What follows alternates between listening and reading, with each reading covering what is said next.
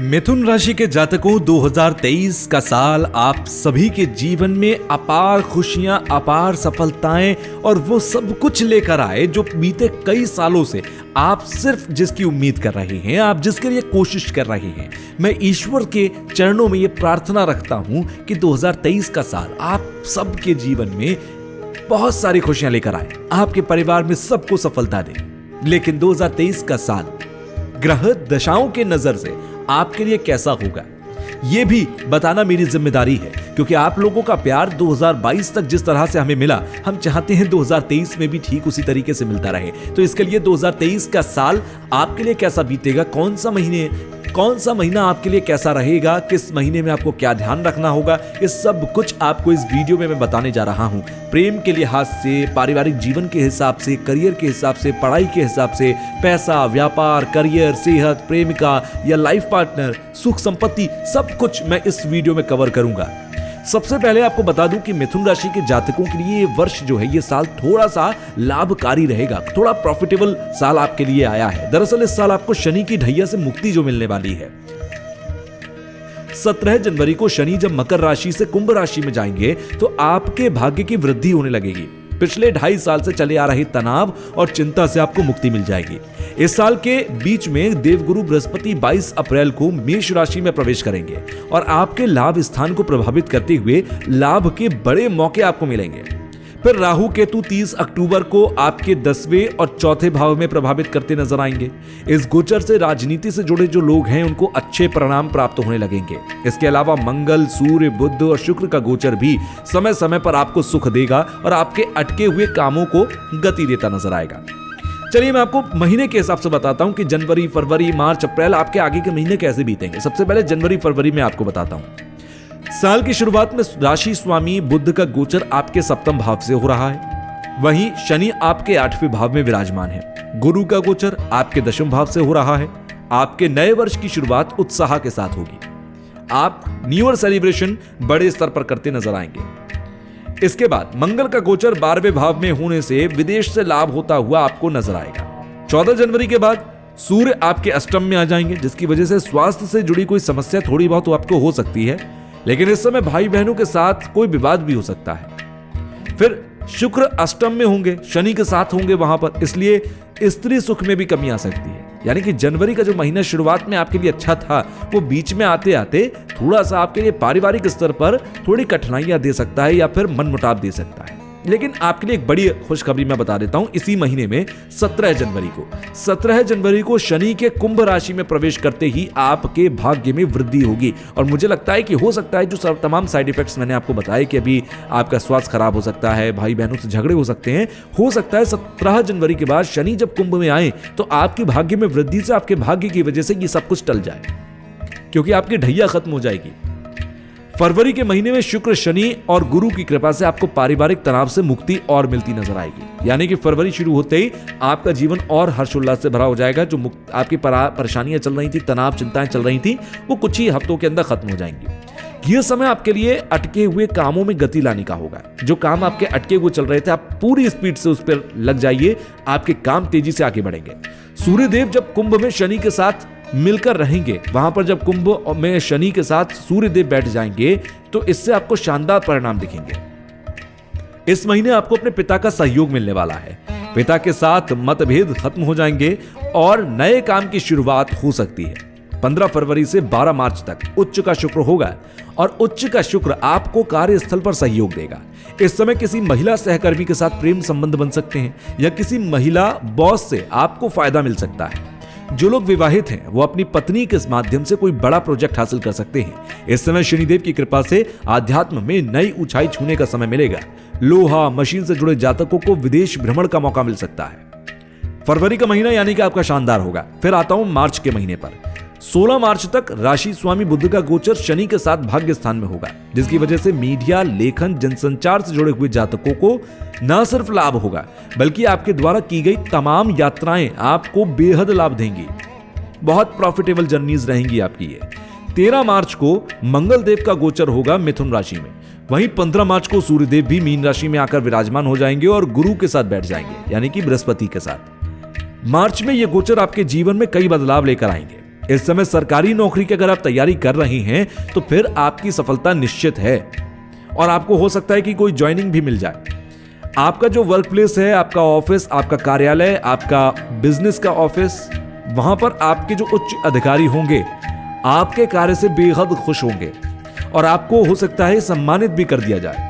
वहीं लग्न में मंगल का गोचर होगा, थोड़ा सा यह कष्टकारी होगा इस समय। जैसे क्या कष्ट होंगे कि आप अहंकारी हो सकते हैं, आप घमंडी बनते हुए नजर आएंगे, भाइयों के साथ तनाव हो सकता है, आप गुस्सैल प्रवृत्ति के हो जाएंगे, आपको गुस्सा आने लगेगा बहुत छोटी छोटी बातों पर। ये सारी चीजें होती नजर आएंगी। साथ ही भूमि और भवन से जुड़ा कोई भी काम आपको नहीं करना है इस समय में। इस तरह के सौदे आपको करने नहीं है क्योंकि नुकसान लग सकता है। फिर आएगा अप्रैल का महीना। अप्रैल के महीने में उच्च का सूर्य गोचर से पैतृक संपत्ति का लाभ होगा। सूर्य के राहु के साथ ये युति लाभ स्थान में होने जा रही है, इसलिए जुआ, सट्टा और लॉटरी के माध्यम से धन प्राप्ति के संकेत हैं। 14 अप्रैल से सूर्य भी उच्च राशि में ही होंगे, यानी कि मेष राशि में सूर्य गुरु राहु की युति 22 अप्रैल से लेकर 15 मई तक रहेगी और आपके 11वें भाव को प्रभावित करेगी। इस युति पर शनि की दृष्टि भी होगी, जिसकी वजह से इनकम में एक से अधिक जरिए आपके सामने तैयार हो जाएंगे और इस महीने आपको किसी बड़े इन्वेस्टमेंट में सफलता हासिल मिल सकती है। यानी कि बड़ा इन्वेस्टमेंट करने के बारे में आप प्लान कर रहे हैं तो 2023 में आप अप्रैल के महीने में करिएगा। फिर आ जाएगा मई का महीना। मई के महीने में और जून के महीने में आपको व्यापार से जुड़ी यात्राएं होंगी। लग्न में शुक्र का गोचर होगा और सूर्य मंगल धन भाव को प्रभावित कर रहे होंगे। गुरु भी आपके पराक्रम भाव को प्रभावित करेंगे। इसके प्रभाव से ना सिर्फ आपके परिवार में सुख शांति होगी बल्कि आपके काम में भी आपको तरक्की मिलने की उम्मीद है। इस महीने बुध का सहयोग आपको रहेगा और छात्रों को विदेश जाकर अपने हुनर को दिखाने का मौका मिलेगा। 10 मई से 1 जुलाई तक मंगल आपके धन भाव में नीच में विराजमान होंगे, तो मंगल के इस गोचर काल में आपको धन से जुड़ी थोड़ी बहुत समस्याएं आ सकती हैं। वाणी पर कड़वाहट रह सकती है और किसी बनते हुए काम को आप खुद बिगाड़ देंगे, इसलिए थोड़ा सा ध्यान रखिएगा बोलते समय। मई और जून के महीने में बोलते समय कहते हैं कि पहले तोलो फिर बोलो, तो पहले आपको सोचना है कि मैं क्या बोलने जा रहा हूं और उसके बाद ही आपको बोलना है। तो मई जून में बस ये ध्यान रखिएगा। इस समय अवधि में मंगल और राहु से चौथा होने के वजह, इस समय में मंगल जो है वो राहु से चौथा होने की वजह से व्यापार में हानि दे सकता है, इसलिए थोड़ा सा बस संभल के चलिएगा मई और जून के महीने में। फिर आ जाएगा जुलाई का महीना। राशि स्वामी बुध 8 जुलाई से 25 जुलाई तक धन स्थान में विराजमान होकर आपको आर्थिक रूप से तो मजबूत बनाकर रखेंगे। मिथुन राशि के जातकों के लिए जुलाई और अगस्त के महीने में सूर्य का गोचर कई खुशियां लेकर आएगा। इस समय गुरु के दृष्टि के प्रभाव के कारण काम के सिलसिले में की गई यात्राओं से आपको बहुत फायदा होगा। सरकारी नौकरी की तैयारी अगर आप कर रहे हैं या फिर आप सरकारी नौकरी करते हैं तो आपको फायदा होगा। जो लोग नौकरी कर रहे हैं वो प्रमोशन लेने की कोशिशें शुरू कर दें। जुलाई अगस्त में आपको प्रमोशन मिल सकता है। अगस्त के महीने में शुक्र आपके धन भाव को पुष्ट करने का काम करेगा। इस समय आपको अपनी किसी महिला मित्र से बड़ी मदद मिल सकती है, बड़े प्रोजेक्ट्स मिल सकते हैं।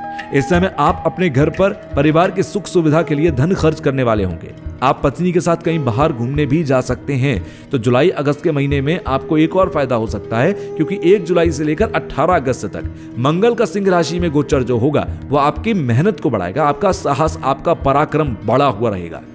इस समय रेस्टोरेंट, भवन निर्माण, सेना, पुलिस, इंजीनियरिंग से जुड़े हुए जो लोग हैं उनके साहस में वृद्धि रहेगी। उन्हें समाज में सम्मान भी मिल सकता है। मंगल की दशम पर दृष्टि आपको अपने पिता के कार्यों में मदद के लिए प्रेरित करेगी। पिता से जुड़े जो कार्य होंगे उसमें आपको मदद मिलेगी। देवगुरु बृहस्पति की कृपा से इस महीने आपको कार्यों में सहयोग मिलता हुई नजर आएगा। और अगर आप टीचर हैं या टीचिंग एरिया से जुड़े हुए हैं तो टीचर्स के लिए गुरु का ये गोचर बहुत फायदेमंद होगा। इसके बाद आ जाएगा सितंबर और अक्टूबर का महीना। अक्टूबर के महीने में आपके जीवन में राहु केतु को बड़ा राशि परिवर्तन होने जा रहा है।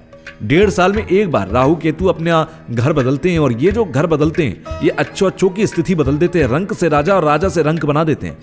राहु 30 अक्टूबर को मीन में और केतु भी तुला से निकलकर कन्या राशि में प्रवेश करेंगे और इस स्थान परिवर्तन से आप गुरु चांडाल युग से मुक्त हो जाएंगे और अब गुरु अपने शुभ फल में वृद्धि कर देंगे। इस समय आपके घर में किसी नन्हे बच्चे की किलकारी गूंज सकती है। राहु का गोचर दशम भाव में और केतु का गोचर आपके चौथे भाव में होगा। नवंबर के महीने में मंगल और सूर्य भी वृश्चिक राशि में होंगे। इस समय दोनों का राहु से नव पंचम योग बनेगा।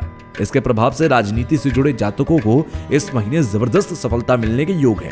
इसके अलावा अगर काफी समय से आप अपना मकान लेने की सोच रहे हैं तो वो भी संभव होगा। इस समय शनि की दशम दृष्टि भी मंगल सूर्य पर होने से आपको गुप्त रूप से मदद मिलने की उम्मीद है। धार्मिक यात्रा के साथ ही आपका आध्यात्मिक पक्ष भी इस समय मजबूत रहने वाला है।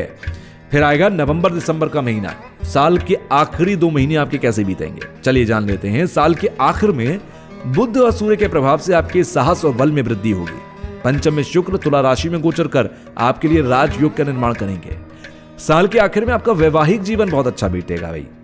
इस समय महिला वर्ग अगर हैं तो वो गर्भ धारण कर सकती हैं। प्रेगनेंसी की अगर कोशिश कर रही हैं काफी समय से या कंसीव करने में दिक्कत आ रही है तो ये नवंबर दिसंबर 2023 का महीना आपके लिए बहुत फायदेमंद रहेगा। पति और पत्नी एक साथ घूमने बाहर जा सकते हैं। पत्नी का सहयोग और जीवन में किसी नए प्रेमी का आगमन साल के अंत में हो सकता है। इस साल शनि, गुरु और राहु की कृपा से आपको अब तक की गई मेहनत का बड़ा फल मिल जाएगा। इसलिए अपने लक्ष्य पर आप ध्यान केंद्रित रखिएगा। 2023 में आपके लिए कई लक्ष्यों को प्राप्ति कर देने वाला होगा। और वैसे तो हम बीच बीच में हर महीने और हर सप्ताह का जो राशिफल लेकर आएंगे और गोचर के राशिफल लेकर आएंगे उसमें तो आपसे वीडियोस में मुलाकात होगी। लेकिन जब अगली साल 2024 का राशिफल लेकर मैं आऊंगा आपके बीच, तब मैं आपसे जरूर पूछूंगा कि आपका राशिफल कैसा बीता 2023 का जो मैंने आपको बताया था। और अगर 2022 का राशिफल आपने हमारा सुना था तो आप मुझे बताइए कि आपका ये राशिफल कैसा बीता था। ये 2022 आपके लिए कैसा बीता है, आप मुझे कमेंट करके जरूर बताएं।